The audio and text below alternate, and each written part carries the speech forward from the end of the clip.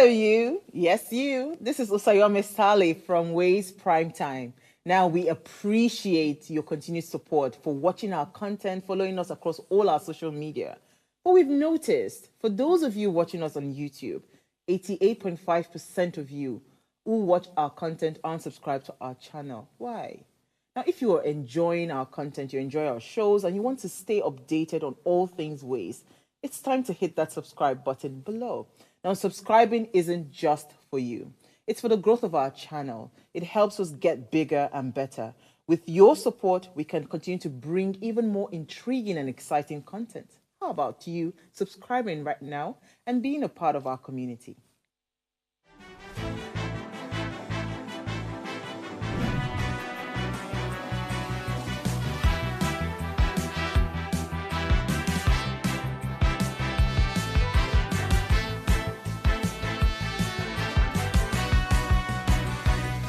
Hello, you. Yes, you. This is Usayome Sale from Ways Primetime.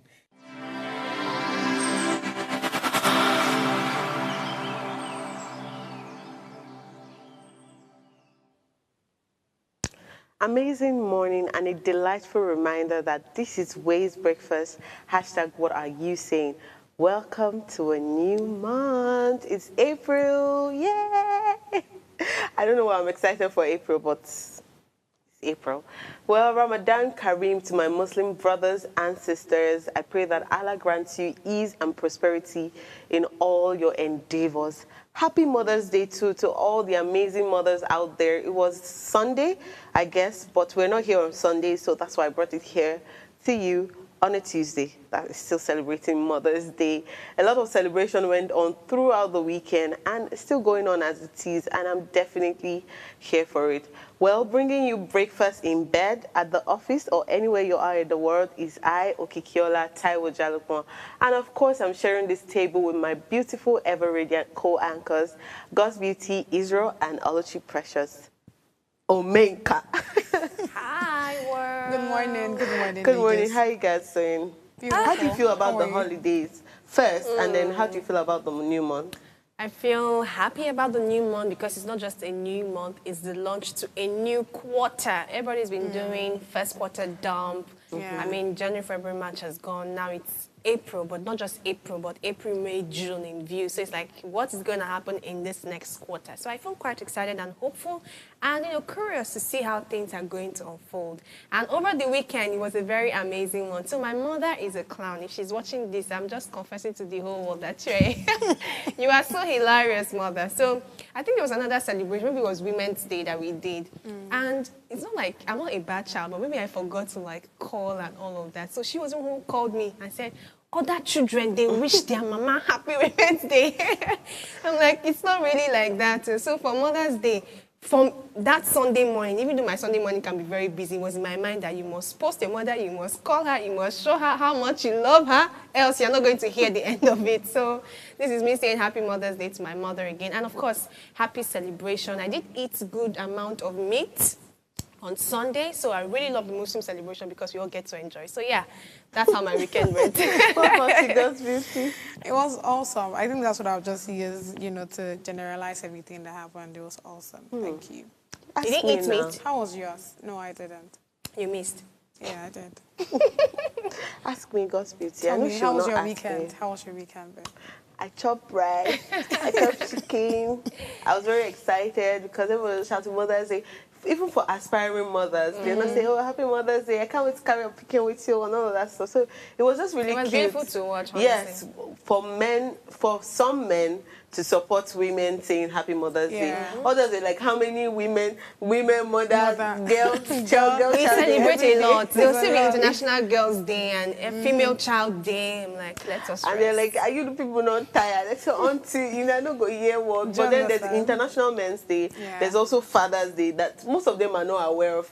I just feel like they pick our own problems and leave theirs. Because I know there's International Men's Day. I know that there's also Father's Day. I know there's Men's Mental Health Day. Yeah. But if I we think ask the them men, now, they just don't feel even like, know. we don't care about all this celebration Do you you are understand? doing. Let's move on to the So real what's the deals. problem with we that Because there's we joy? carry love our head attention, now. we love to be celebrated at every given time. So Okay, so we're going to quickly play a game of knock knock before we go on a break. Okay.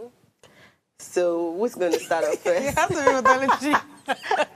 So let's start with Oluchi. What you want to get from I feel like Oluchi has a lot to say, so let's start with her. Okay. Yeah. So knock knock. Hello, I'm Bibi. Who is there? Doza. Hey, Doza. What's Doza? When you play a game of knock knock, you're supposed to ask Doza who. Oh, Doza. Oh. Oh, Lord. This is why it's great to use somebody as example. Doza. Doza who? Those are some great hair you have there. Oh, I like. Interesting. I So like that's that. Beauty, your turn. Knock knock. Those are who? No, this is so bad. This is a disaster. It's a disaster on this table. You're supposed to say who is there. And I like that. I did not prepare them for this. Interesting. So, knock knock, God's Beauty. Hello, who's there? No, you're not supposed to say hello. Hello? Just say Okay, who's there. Okay. Up. Up who? Upgrade TV. Ooh, I love it. Very interesting. Well, if you're tuning in for the first time, this is a show that talks about everything that concerns you. Yes, it's Ways Breakfast. Remember, you're the main ingredient in this conversation. We're going to go on a quick break right now, and when we return, we'll take you to the top stories making headlines across the globe. Please stay with us.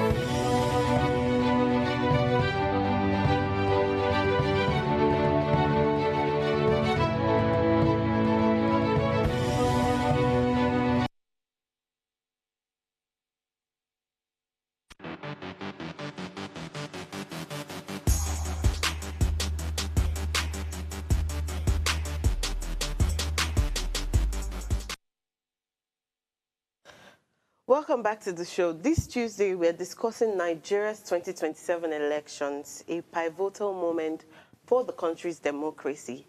I would like to know what your thoughts are on this. Our phone lines are open to you. Please call us on 070-2500-7749 or 070-142420. If you're yet to subscribe to our YouTube channel now, this is the opportunity for you to subscribe and like and share this link. You can also tune into channel 145 and on your Go TV and do not miss this. Starting off with today's paper, I think we'll be starting off with the Punch. Oluchi will take us through the Punch newspaper. With so much joy in my heart, I read the major headline for the Punch newspaper. Eid el-Fitr, low-key celebrations as Nigerians lament hardship. Traders lament low patronage, citizens cut costs, PDP blames APC for economic woes. Late Adebanjo made Obi's 2023 Lagos victory possible. 32-year-old Nigerian declared missing by Canadian police. Communal clashes. Adeleke threatens to depose 3 monarchs. Above that, we see Naira for crude. Federal government and Dangote set for talks as refinery imports 12.6 million barrels. Lynched travelers, governors demand public parade, 14 suspects moved to Abuja. Lagos Kano lead as 117 million Nigerians get NIN. Natasha's recall, INEC may conduct referendum in 90 days. And that's all the story for the papers this morning. There are some other stories here that has, comments on politics and all of that. And it's even good that it would have been good to start from that point, but I want to talk about what's really most important to us now, because for our hot topic, we're going to open up the elections, and the story here is saying that late Adebanjo made Obi's 2023 Lagos victory possible. We'll just see how that went exactly and people's comments so far. But for those who are celebrating, the comments that is making waves this morning is how that even with celebrations, Nigerians are lamenting hardship. And we cannot dismiss this fact. And it's a sad thing because over for some months now, for some period, every time we have certain celebration, I think even for last year, Christian celebration, the Christmas season, and even New Year, there are commentaries that, funny how the comment was different because people were like, oh, even with this hardship, the money spent was still crazy. When they drew the budget for money that was used in clubs and different areas, it was like, where are the Nigerians that are shouting for economic hardship? But here, it's now clear that certain people are not celebrating as they should. And it's a call, again, for us to really amend certain things and start looking for ways forward. Because a moment of celebration should not be a moment of lamentation. It should not be a moment where we are recounting losses and we're not making waves, making steps to move forward. The Muslims and some other people that have been celebrating have not had the best of their celebrations so far. I cannot relate personally because I'm not a Muslim and I do not know how the expenses goes, basically. But I also do not know which particular location are clamoring for this hardship. Would it be the Northerners or will it be those in the West and everything? But it's just I'm just reading this news to let you know what you already know, that there's a lot of economic hardship right now. And maybe we should just keep hope alive, hoping that by the next celebration, things should have gotten better by whatever means possible. But still, Eid al-Fitr to our Muslim brothers and sisters out there. And I enjoyed your meat so much on Sunday. So not many comments really from me. I agree with what you have said that most people feel some type of way about what's happening in the country. Me personally, it's not something that I'm necessarily happy about. And I think most Nigerians feel that way. I don't want to say all Nigerians because some way, somehow, they said there are certain people who are benefiting from whatever it is that's going on in the country. But your parting shot was that we hope that in the next celebration, let me even say tomorrow, that it becomes a better, that it becomes a better Nigeria for us all, because I feel that whatever it is that's holding Nigeria back is the implementation of policies that are great just by reading them. They are great just by looking at them. They're great by imagination, but they just don't work when it comes to implementation. So I feel like the plan is already there. The blueprint is already there. It's just implementation, and implementation can happen tomorrow. It can happen today, it can happen next year. And Muslims shouldn't even be deterred in this period because the whole essence of celebration, I do not know what the Eid al-Fitr stands for, but every celebration in every religious space should somehow birth hope in you. So it's easy to just want to slip into hardship and all, and we're not going to deny that, but in the spirit of the celebration of what you're celebrating, I mean, they fasted before this period, so there are times of consecration and all. It's the market people that made most of those complaints that there was not enough patronage as usual. So I think it's more on, not really on the Muslim side, it's now on the people who are sellers, because as at Sunday, Monday, there were a lot of people that were still outside to sell their stuff so that they can make money, and then they got low patronage, basically. All right, straight into the New York Times newspaper, but the Guardian newspaper to be precise. Top left, we have there, she's singing our song, Zadie Smith on Trace Chapman. Then top right corner, we have Jeremy Deller's enormous collaborative on sellable art. Then by the main headline, we have the Furious Le Pen rails against ban on running for French presidency.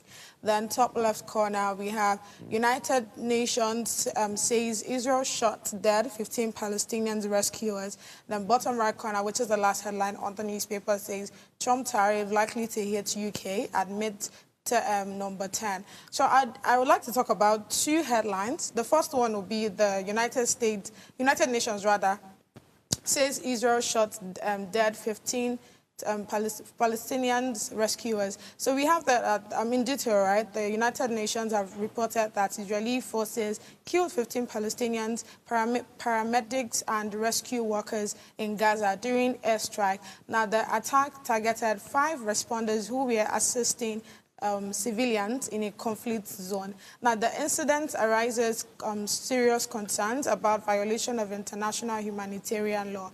The killings have sparked global condemnation, further escalating tensions in the region and drawing calls for accountability. So this is just to give more details on what's really going on there.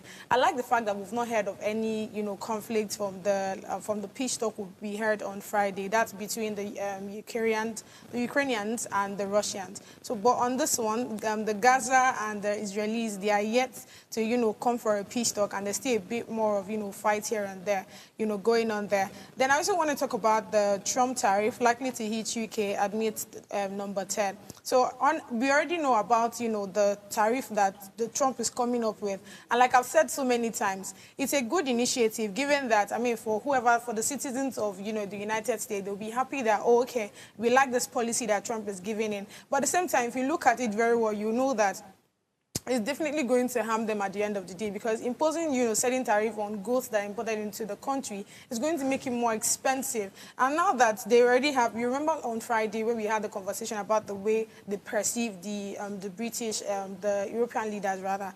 Now it's still on the news that the UK, they are also looking at it, because again, all of those tariffs that he keeps, imposing on each of the goods and all of that is also going to strain the business that the UK have with them, the relationship and all of that. So fingers crossed. One thing I was discussing this thing over the weekend with someone. I was just asking, because this person is a big-time Trump advocate, even though that can be a biased way to look at some policies. But the person mentioned that this whole tariff thing, that we are opposing or saying is going to put a strain to the economies and the citizens at all. He mentioned that some of these countries that had these tariffs imposed were people that were subtly ripping off from the United States in that sense. So it was almost like just to create a bit of balance and to ensure that we reap where we have not sown, or just try to get things back that have been lost. So if we want to really open up this whole tariff thing, it's to see it from two sides. It looks firstly, face value, oh, you're just putting unnecessary amounts to this. But if you check some history and some commentaries, some reports that have gone, rather, it will show you that some of these nations, at a point, had ripped these people of certain things. And maybe it's just a way of getting balance and getting things at an equilibrium. I kind of understand what you're saying. And I feel like it's actually very valid, yeah? But like you said, we need to be able to create a balance. Because at the end of the day, it's the consumers that would suffer for it. Do you understand? So, I get his point when he says that, oh, the reason why he's doing all of these things is so that even the people that have money in the United States, they will know that they can produce some of these things that they're actually importing. So I get that point. But again, we need to find that balance. Because when you keep imposing and when you keep adding money to all of this product, people that are getting it for, the final consumers and all of that, they are the ones to suffer for it. Not really you that is even putting out the regulations and rules. So yeah, I just feel like they should be able to create a balance. That way the country is going to create a budget that works for you. Do you understand? That's the thing. Let's take it easy on our nations. Anyways. Our nations? Mine. Oh, wow. We are just commenting. We're just skimming the pages. I'm trying to be on God's side. Exactly. That's how it should be. Our nations. She's always saying you already have hope. Yes, I do. I have hope on your behalf. So there's a balance. Let me quickly take us through the Guardian, the local Guardian newspaper, and the headline reads, "Fresh setback for AFSTA. ECOWAS protocol over tariff by Sahel states." On the right-hand side, we have, "I've helped 5,000 Nigerians, claims doctor in immigration scam." Below that, we have, "Stakeholders seek urgent action to halt voluntary delisting from NGX." On the left-hand side, we have Edo killing, that's on Edo killing. Kano governor MBA insists on compensation amidst fears of reprisal. Below that, we also have, "Family suspects foul play, laments son death in Lagos road accident." We have Momodu Omokri, who is disagreeing over propriety of emergency in Rivers. And the last but not the least story here says, "Petrol stations hike price amid Dangote NNPCL dispute." I sort of knew that this whole Dangote and NNPCL thing is going to get here somewhere. And as I was saying, that there's going to be a lot of back and forth. One day it looks like maybe it's a bit balanced, but because there's so many conflict of interests, people will start looking for loopholes where they are not, to sort of strain either the consumers. I think if we really look at it, they're the ones that always bear the brunt of most of these things, because even if they say tomorrow now that fuel is 6,000 naira, the most that Nigerians will do is protest, Right. but hike the price and maybe buy the fuel for that amount the next day. So let's be honest about business people, not necessarily caring about what happens to the consumers. It has to be profit first. Are you sure that that's how we're going to look at it? Because these business people sometimes have policies that tie their hands from even wanting to show the care to the consumers. Because this whole Dangote story was not over, forgotten where I read it from, that said that other countries had come to buy the Shares? same, no, fuel, like import some barrels, export some barrels overboard. And it's easy to think that maybe these business people are only concerned about business. I'm not going to just come out here and prove to be a Dangote fan. But certain policies don't even make it easy for them as well to even go about doing the things that will make the consumers eventually be happy, right? So if we have private individuals in the public spaces, the public sector still have a responsibility to make it easy for these private individuals to be able to render the help that they so wanted to. Even though profit is still going to be at the mind of these people. But if you put certain policies which they cannot overly just want to, fight on, it will still be going round in circles. You understand what I mean? So I feel like even though, yes, there's business and profit and back and forth and all of that, some of the policies being put sometimes ties their hand towards even offering any So fear. in this case, I'm not care. necessarily talking only about Dangote. I'm talking about businesses. NMPCL is doing business. Yeah. It's basically business for them. And they should be like for the people in that sense, where you have people like Dangote as a privatized organization coming in to say, okay, let's collaborate, and this thing has to go through you for this to work. I don't think that there's anything that has policy that cannot be amended. So sometimes that tied policy that might strain the business comes from the people who don't even want that business to thrive. So it's their issue.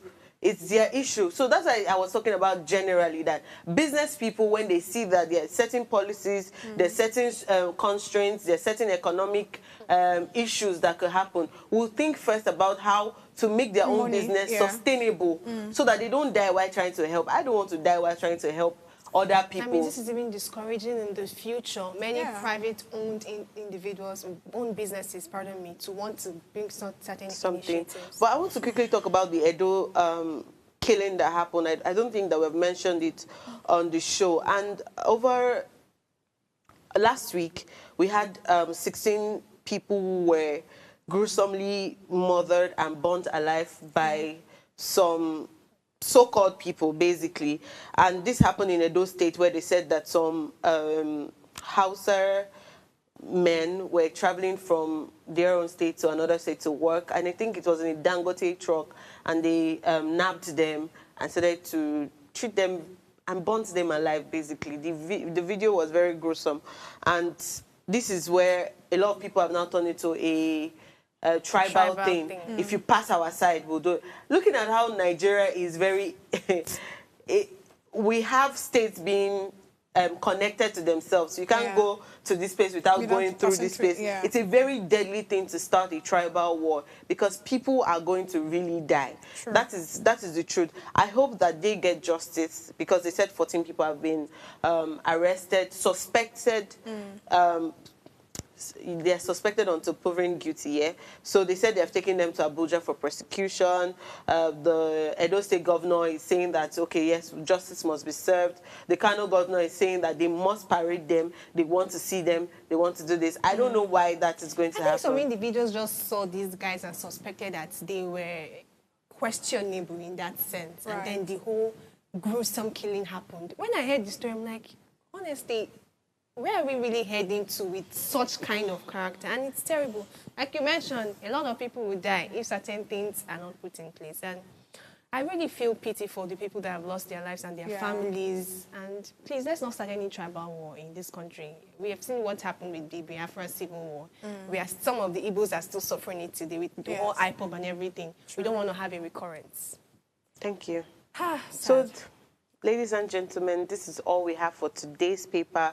We'll be taking your questions and comments live on our social media platforms, so please be sure to join this conversation. We'll be right back after this break with our hot topic. Please stay tuned.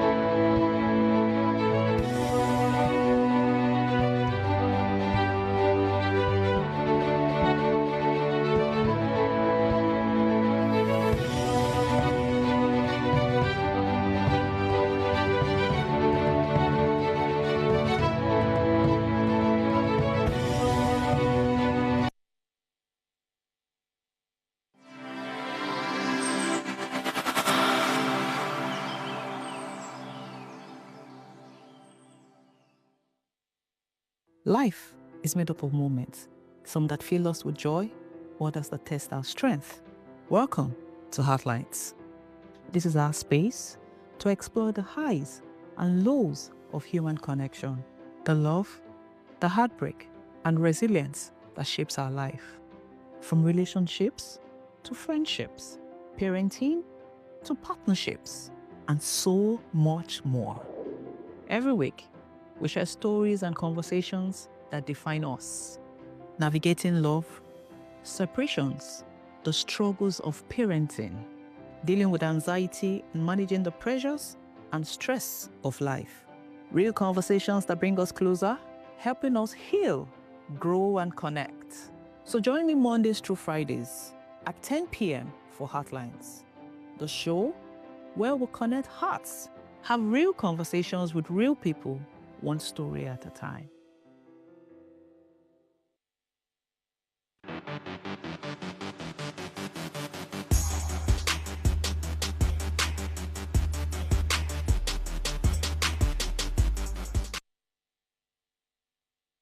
Welcome back to the show. The topic is 2027 in view.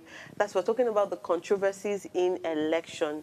As Nigeria approaches the 2027 general election, the political landscape is already heating up with discussions of power dynamics, coalition building efforts, and growing calls for significant reforms to ensure a credible democratic process. The elections are poised to be a critical junction for Africa's most populous nation, with stakeholders raising concerns about the integrity of the Independent National Electoral Commission, which is INEC, and the judiciary. These are two institutions pivotal to the electoral framework. This conversation explores the emerging power play, coalition talks, and the urgent need for reforms to strengthen Nigeria's democracy by 2027. We're talking about the electoral reforms. The INEC has been under scrutiny for its handling of previous elections, with calls for reforms to ensure a credible democratic process. Proposed reforms include transferring appointment powers to an independent body, mandating electronic result transmission, and expanding voter identification options. On the other side of party politics, we have the All Progressive Congress, which is the APC, which has been reported to be looking to consolidate its power, while opposition parties like the PDP, that's the People Democratic Party, and the Labour Party, the LP, are exploring coalition building efforts. On the judiciary reform, the judiciary's role in adjudicating electoral disputes has come under scrutiny, with calls for reform to ensure impartiality and fairness. Proposed reforms includes removing the president's and governor's power to appoint chief judges and vesting these appointments in a neutral body. Lastly, regional and ethnic affairs plays a huge role in how elections turn out. Regional and ethnic considerations always play a significant role in the elections, with state governors and political godfathers wielding considerable influence over local electoral machinery. The success of coalition efforts mostly depends on its ability to present a unified front and a compelling alternative to any ruling party. Having highlighted all these, my co-anchors and I will be giving our insights on what we have gathered on the topic so far. And of course, we look forward to reading your comments and feedback also. Goswiti and Oluchi, so while I was researching on this, I think we've been talking about 2027 basically all month, since January. That's what we've been talking about 2027. Since last year, Do you let's get? not lie. And even on, I think yesterday's paper and today's paper, we see that the 2027 talk about Atiku, about Peter Obi, LP, coalition, power play, and all of this stuff. How do you think that we can start to address the heat when it comes to elections in Nigeria? Like, that's not the heat of voting per se, the heat of what parties we have available to us that we would have to vote for. How can you think about it? I am. Have you ever voted before? Let's know I the want real to. Nigerians. It feels like I rather just play what's that thing they used to call neutral. I'm very neutral with all this political stuff. After you claim hope, Of it's all course, right. you don't need to know if I voted or who I voted for. Not letting you guys know. It's all right. Always keeping the secret, but tell us. But honestly, like we've been saying, this 2027 topic it's been buzzing. How many years we have before 2027? We have like 2 years. Just 2. Or maybe a year. year I mean, and- this 2026, the remaining part of 2025 before 2027. And it's quite amazing. So you were saying, how do we, like, maybe put some bit of calm to the whole tension that comes with electoral The processes? availability of the parties you can vote for, especially looking at the ruling party. Right. Because I think the 16 years, or let's say 20 years before now, we had the PDP as the ruling party. Yeah. Now we Then have the 2015 APC as the ruling party. So how do we ensure that calmness when it comes to, we don't like the APC, we don't like the PDP, LP is the saint, we have other registered parties and all of what this. I think is such calm can't ever happen. I don't want to just throw in one hope that maybe one day it will happen. It can't ever happen because people's restlessness is based on the fact that they are not seeing results based on whether they've put on that seat or whether got into that seat based on whatever. So once there's recurring restlessness with the results or recurring restlessness based on things that are happening, it will surely make us want to, let's go again, let's go in 2031, let's go in 2037 or whatever period. So I think it's a normal thing with human political system across the world generally. This whole ruling party, opposition party is a narrative that is going to play for a very long time. And it's not peculiar to Nigeria alone. I mean, the Trump election, the United States of America election, that we also deliberated on this table, had such kind of dynamics as well. Maybe we didn't hear much about coalition parties or other sub-parties, but that idea of ruling an opposition party would always be a main thing in the political space. And so as citizens, we should brace up to go with the flow.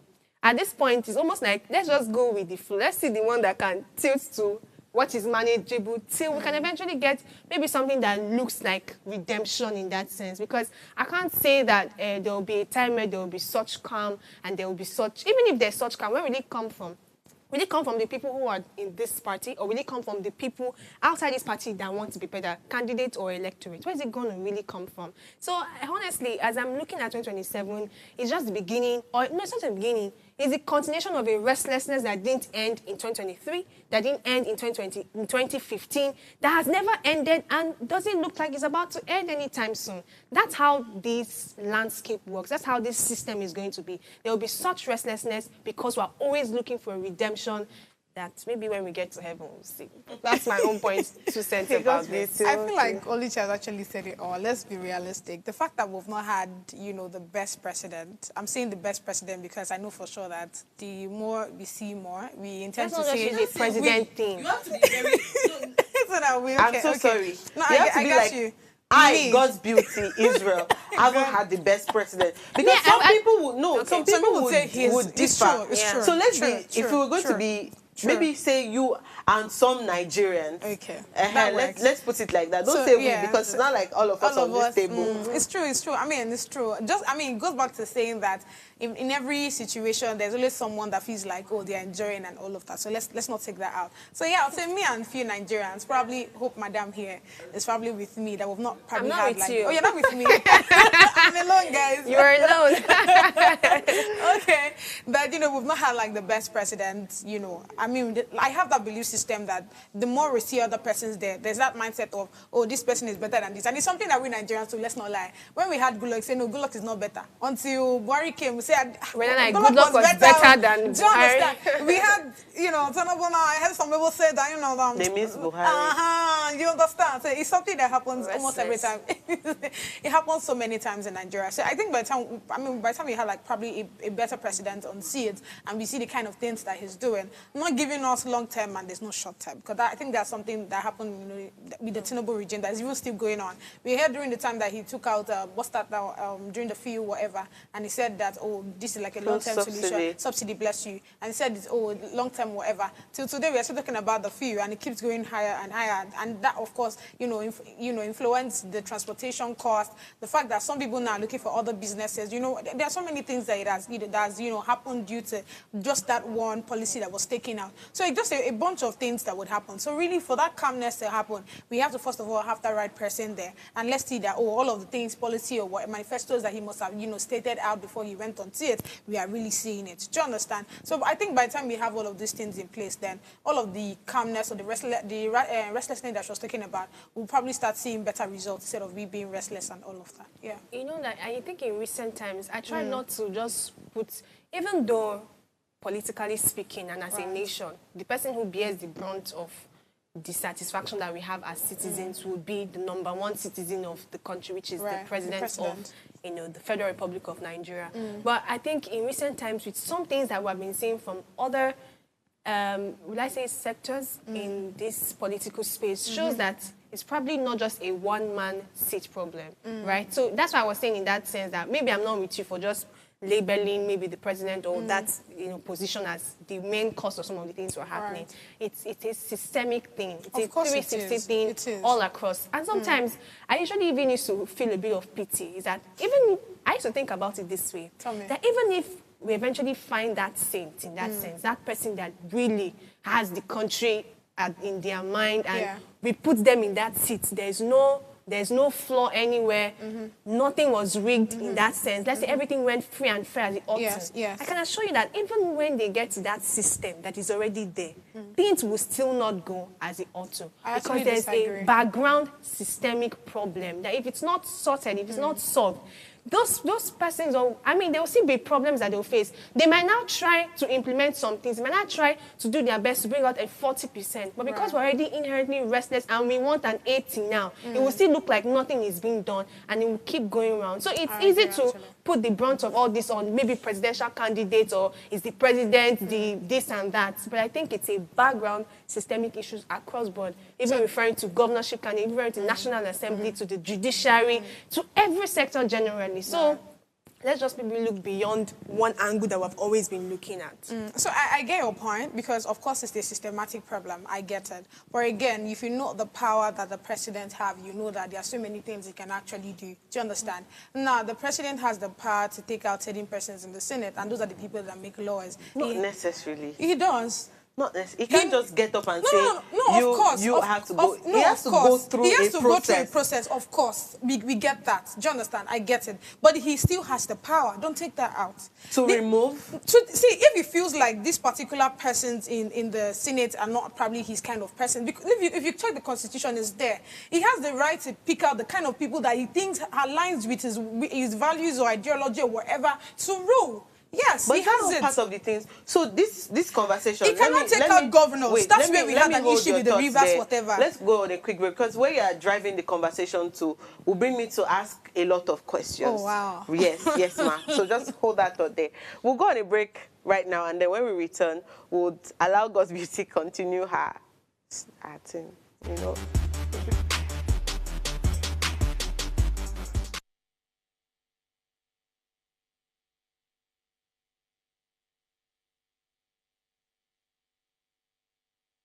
Tell us you're a Nigerian without saying a word. Energy security is one of the most pressing issues for many developing countries like Nigeria. And if there's going to be any meaningful progress, addressing our energy issues is non-negotiable. I need to see light from my house. Make them do something. Band A is expensive. I literally have to turn off all my appliances just to reduce costs. We need light. Introducing the Energy Outlook, your go-to show for everything energy. Every week, we'll bring you the latest insights, innovation, and in-depth analysis of Nigeria's energy sector. From policy discussions to regulatory insights, we'll analyze the key decisions influencing growth and sustainability in the energy sector. We'll bring you the human stories behind the headlines, giving you a personal perspective on the broader energy challenges. Join me every Friday at 6 p.m. for the Energy Outlook, your guide to the future of energy, where energy means business.